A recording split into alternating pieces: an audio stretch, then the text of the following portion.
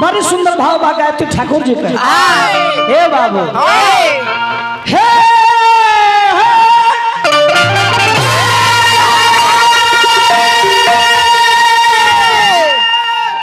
धोती पोत धरी रे धोई के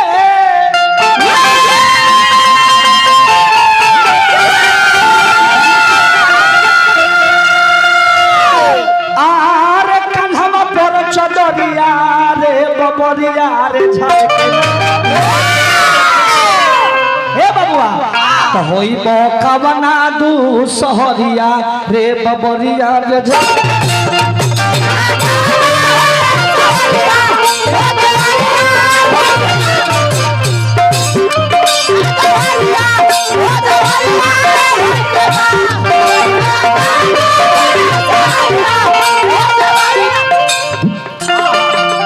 भक्त हनुमान जी से कहता कि बाबा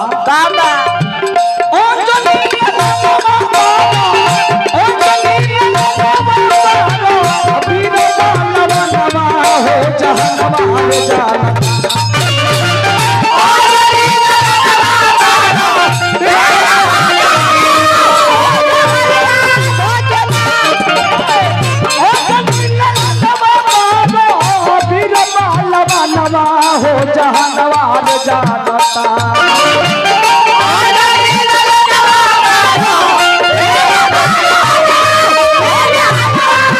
भक्ति शक्ति महानवा हो जहानवार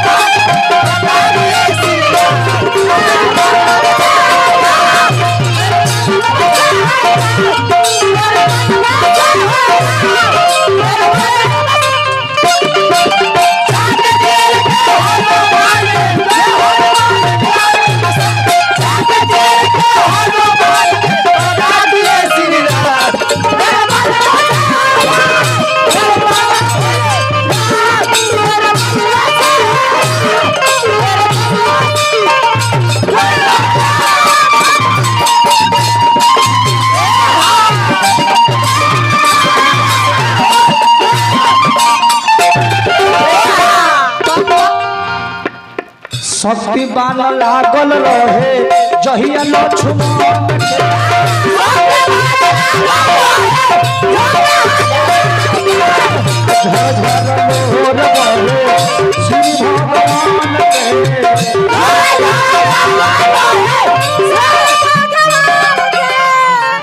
भगवान के नाम बोलत नहीं उन्हीं देवे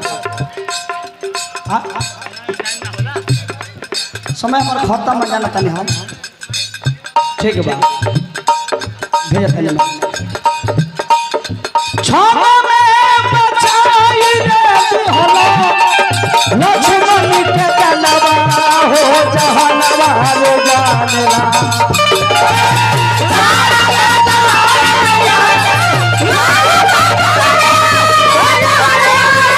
भक्ति शक्ति हो जहानवा रे जानता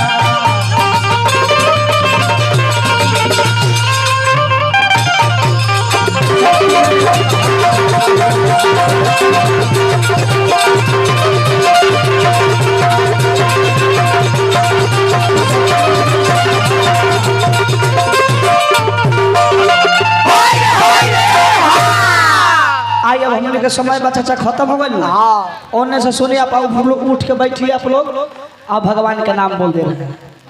बड़ी पुराना लय लगल पवन चाचा रोटी कपड़ा मकान के रोटी कपड़ा मकान के हाँ जी पर के वो हाँ हाँ हाँ रोटी कपड़ा मकान के अरे देखो भैया देखो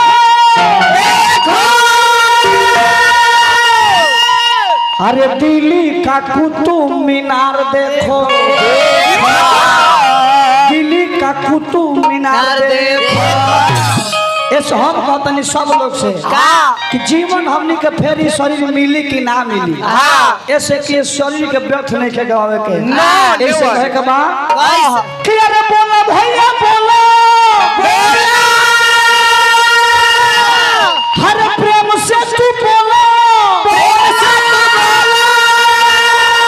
हर सीतापति श्री राम बोला अच्छा हे राधा पति घन श्याम बोला सीतापति श्री राम बोला राधा पति घन सीतापति श्री राम बोला राधा पति घन श्याम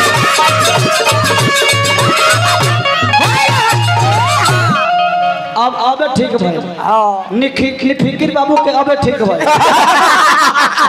निफिकिर हो गए अब 11,000 वोल्ट से 11,000 वोल्ट से सटले तो बिगा गई हो आ कहे 33,000 हो जाए